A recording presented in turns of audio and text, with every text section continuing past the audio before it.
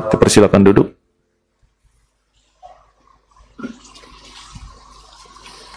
Selamat malam Bapak Ibu, Shalom. Shalom. Apa kabar Bapak Ibu, sehat? Puji Tuhan, sehat-sehat kita ya. Ya. Bapak Ibu Saudara yang Tuhan Yesus kasihi, tema kita pada sore hari ini diberikan judul Bejana yang Indah gitu ya. Bila seseorang memutuskan untuk mengikut Kristus, maka sudah bisa dipastikan orang tersebut akan diproses sedemikian rupa ya. Jadi kalau orang percaya itu, dia sudah berkata dengan mulutnya, dengan hatinya, dengan pikirannya, dengan perbuatannya bahwa dia akan mengikut Kristus, maka segala sesuatu perkara di dalam kehidupannya itu menunjukkan siapa dia ya. Dengan seperti itu orang akan melihat apa yang dia lakukannya itu menunjukkan siapa Tuhannya. Nah, cara yang paling mudah untuk menguji seseorang ya, apakah dia betul-betul mengaku menyerahkan hidupnya sepenuhnya kepada Tuhan, caranya mudah ya. Kasih dia cobaan, kasih dia pergumulan, kasih dia tantangan. Disitulah bisa dibuktikan seberapa jauh yang dia katakan itu bahwa aku menyerahkan hidupku sepenuhnya kepada Tuhan. Sama seperti Pak Ahok pernah bilang, kalau mau menguji seorang pemimpin, kalau mau menguji seseorang, kasih dia satu jabatan. Di situ akan terlihat apakah dia punya karakter pemimpin atau tidak. Di situ akan terlihat apakah dia menjadi orang yang bijaksana atau tidak. Sama kita anak-anak yang percaya kepada Tuhan juga demikian. Kadang-kadang apa yang kita ucapkan dengan mudahnya tetapi sulit untuk dilakukan. Ya. Tidak usah jauh-jauh kalau kita berbicara tentang firman Tuhan. Di keseharian kita aja sehari-hari. Di pekerjaan kita, di rumah tangga kita, bersama dengan pasangan kita, bersama dengan anak-anak kita, bersama dengan rekan-rekan sepelayanan kita. Ya. Kita berjanji untuk memahami kekurangan pasangan kita. Kita berjanji untuk setia, ya. Kita berjanji untuk melayani Tuhan. Tetapi terkadang jauh dari apa yang kita buktikan dalam keseharian kita. Nah, itu yang sering kali terjadi Bapak Ibu. Dan di dalam keimanan kita pun demikian. Ya. Hidup kita sedang berproses. Tetapi ternyata proses itu dalam kesehariannya tidak sejalan dengan iman yang kita percayai. Ampunilah sesamamu manusia, gawe bekelai terus. Ya. Kasihilah sesamamu manusia. Tidak pernah bisa damai sama orang lain. Selalu berkata-kata kasar. Ya. Mau melayani Tuhan, tapi selalu hitung-hitungan.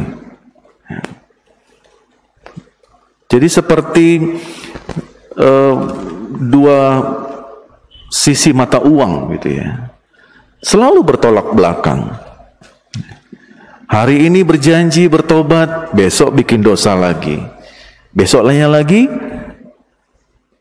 minta ampun lagi. Bikin dosa lagi. Macam itu terus hidupnya. Ya. Apakah dia berproses? Tidak. Dia jalan di tempat, bahkan mundur. Ya. Tidak ada progres sama sekali. Ada banyak anak-anak Tuhan tuh gagal pada saat diproses di dalam pergumulan ini, Bapak Ibu Saudara. Gagalnya kelihatan dia putus asa, dia mudah menyerah, dia tidak mau lagi bangkit. Terlebih di dalam kehidupan kita di zaman modern ini adalah kita mau yang instan-instan saja. Anak-anak kita sekarang nggak mau lagi capek-capean gitu ya, berkeringat, nggak mau lagi. Semua itu serba instan.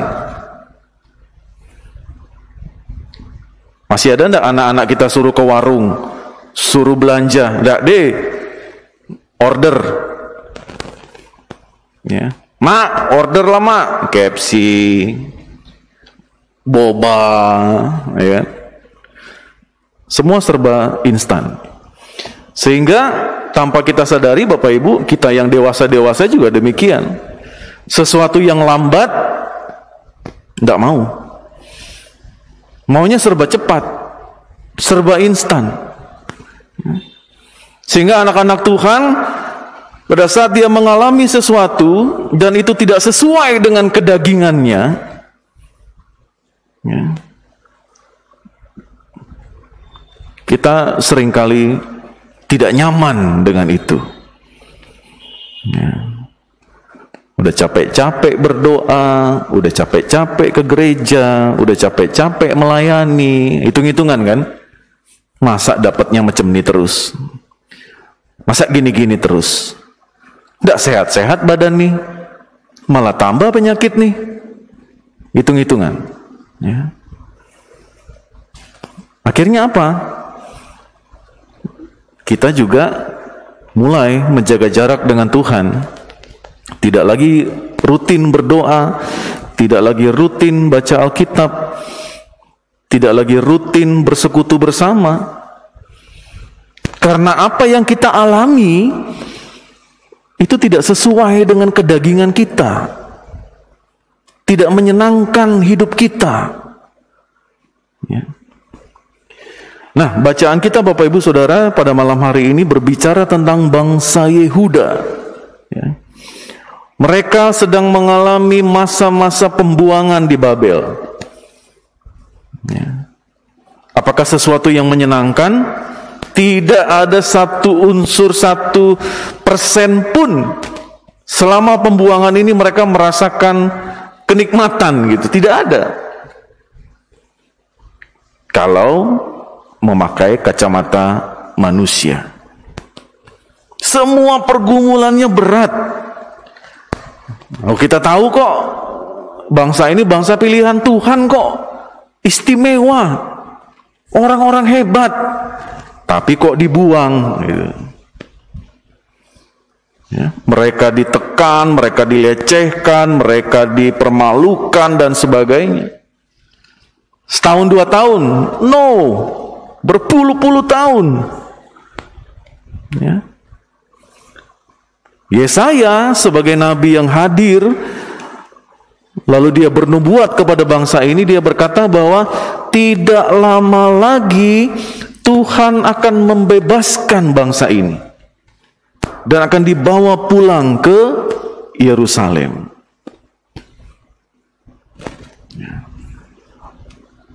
Seperti berita sukacita yang disampaikan oleh Yesaya, ya. Dan itu seharusnya membawa apa ya? Membawa sebuah penguatan kepada bangsa ini, bahwa ternyata Allah tidak pernah meninggalkan mereka. Tuhan selalu menyertai umat-umatnya. Tetapi cara pandang bangsa Yehuda berbeda. Tuhan sepertinya meninggalkan mereka, membiarkan mereka. Ya, tetapi Yesaya mau berkata kepada mereka, mereka selalu disertai oleh Allah. Mereka selalu mendapatkan perlindungan dari Allah. Dan Yesaya mau berkata bahwa ini adalah sebuah proses. Ya. Apa yang dialami oleh bangsa Yehuda ini adalah bagian dari proses iman mereka. Caranya bagaimana? Mereka melewati penderitaan, mereka mengalami cobaan, ya. Mereka juga mengalami yang namanya pembuangan. Ini bukanlah hal yang mudah. Dan inilah hubungannya dengan tema kita pada saat ini, Bapak Saudara. Bejana yang indah itu dibuat bukan sesuatu yang mudah. Ya, kalau kita tahu bikin bejana itu kan tanah liatnya dibejek-bejek gitu ya, dipukul-pukul, digiling, dibakar, dibentuk, dihias. Ya. Apinya bukan api yang kecil gitu. Kalau apinya kecil nggak bagus bentuknya. Nah, seberapa banyak anak-anak Tuhan percaya bahwa Tuhan sedang membentuk setiap pribadi-pribadi yang sedang mengalami pergumulan. Macam-macam Bapak Ibu. Pergumulan Bapak Ibu juga macam-macam, pergumulan saya juga macam-macam. Tetapi yang satu hal yang sama adalah kita tahu dalam sebuah proses itu Tuhan hadir bersama dengan kita. Ya. Bersama dengan Kak Tete, bersama dengan Pak Simon, ya. Bersama dengan keluarga-keluarga yang lain. Bersama dengan keluarga besar kami. Kita punya pergumulan yang berbeda-beda. Tetapi satu hal sekali lagi saya mau katakan bahwa kita punya Allah yang sama. Yang terus mendampingi setiap keluarga, setiap pribadi. Ya. Bahwa apa yang kamu alami, aku ada selalu mendampingimu. Aku akan selalu menghiburmu. Ya. Aku akan selalu memberikan penghiburan sukacita atas apa yang kamu alami. Ya. Dan itu membentuk Bapak Ibu. Dia membentuk sesuatu yang semakin indah. Ya. Nah itu sekali lagi, anak-anak Tuhan, di dalam proses pembentukan itulah kita mau sama-sama enggak? Bersama-sama dengan jemaat, bersama-sama dengan pendeta, bersama-sama dengan para pelayan, ya, menguatkan satu dengan yang lain. Seberapa banyak masih bapak-bapak berdoa buat istrinya, masih berdoa buat anak-anaknya. Seberapa banyak kita sesama pelayan juga saling berdoa satu dengan yang lain, ya. Saya mau katakan bahwa tidak semua orang bisa berdoa pada saat dia sedang mengalami banyak persoalan. Makanya kita punya teman pelayanan yang bisa menguatkan yang lain. Karena tidak bisa terkatakan lagi gitu, sakinglah banyak persoalan tuh, sakinglah kesel sama suaminya, kesel sama istrinya. Lah di sini tapi tidak pacak ngomong gitu. Ya. Kesel sama anak-anaknya, kesel sama teman sepelayanannya. Tapi disitulah kita berproses Bapak Ibu. Kita tidak bisa menyenangkan hati semua orang. Kita tidak bisa memahami apa yang orang mau sepenuhnya di dalam kepalanya. Ya. Tapi satu hal, saya mau melakukan yang terbaik di dalam pelayanan saya. Ya. Saya mau bersungguh-sungguh.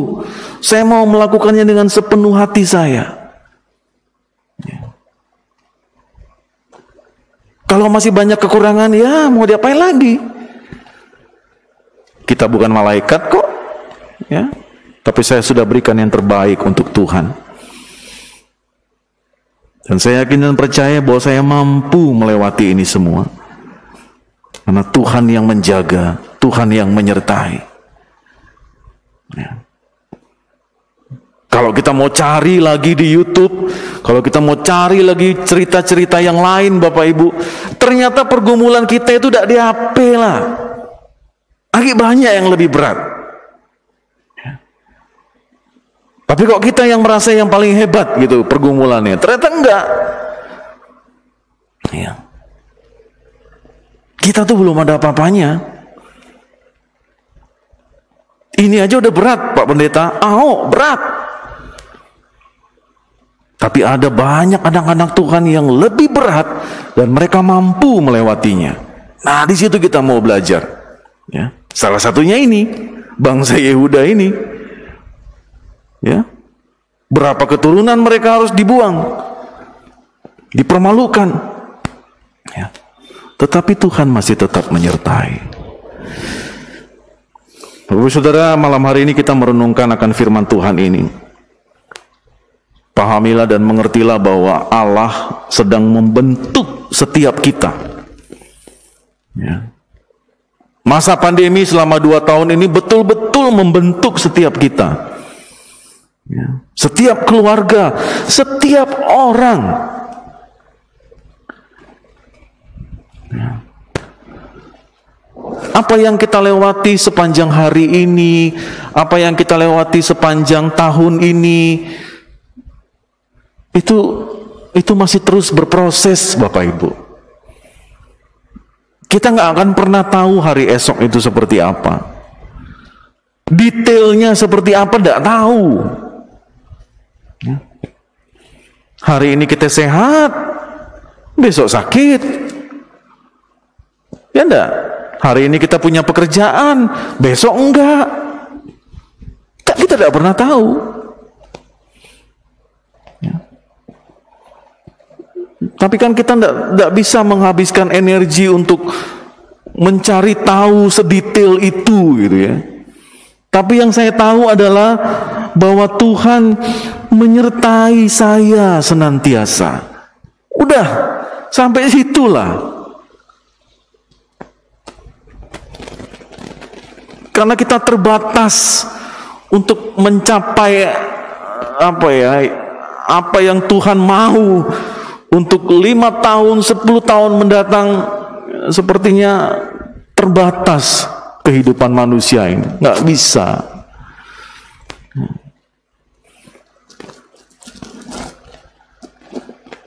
Pergumulan, rintangan, tantangan yang menghampiri kita, Bapak Ibu Saudara, satu hal yang menjadi catatan penting adalah jangan sekali-kali itu membuat alasan kita melakukan dosa dan perbuatan-perbuatan yang tidak berkenan di hadapan Tuhan.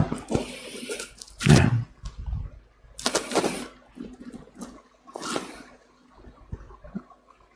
Karya Allah di dalam kehidupan kita,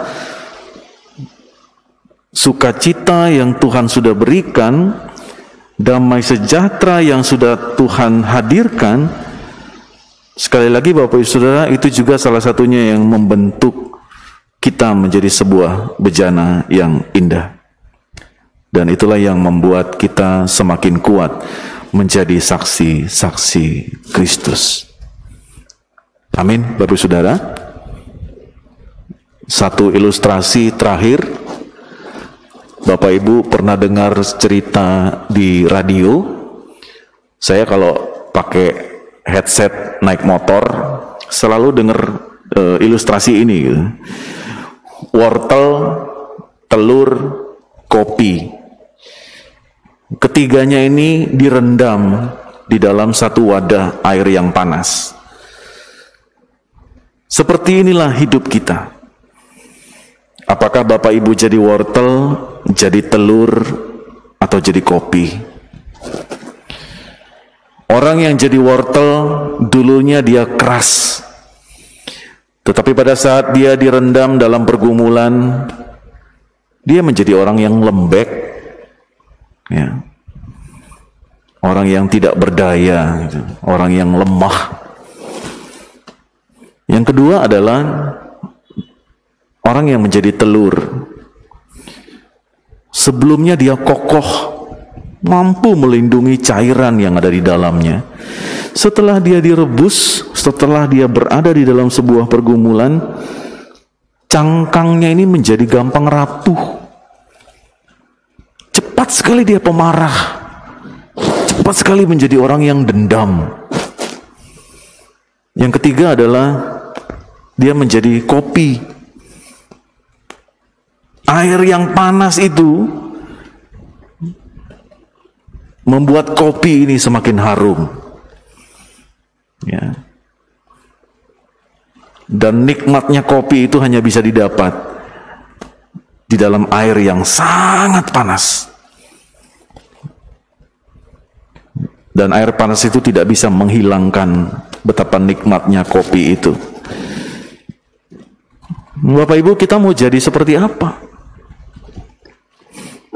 Pergumulan-pergumulan ini nggak akan pernah ada habisnya. Ya. Orang-orang di sekitar kita akan pergi satu persatu. Ya. Tetapi Tuhan akan berikan terus penghiburan.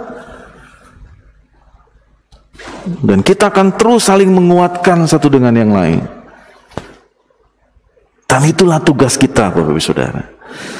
Tugas kita sebagai orang-orang yang percaya, yang saling mendukung satu dengan yang lain, menguatkan satu dengan yang lain.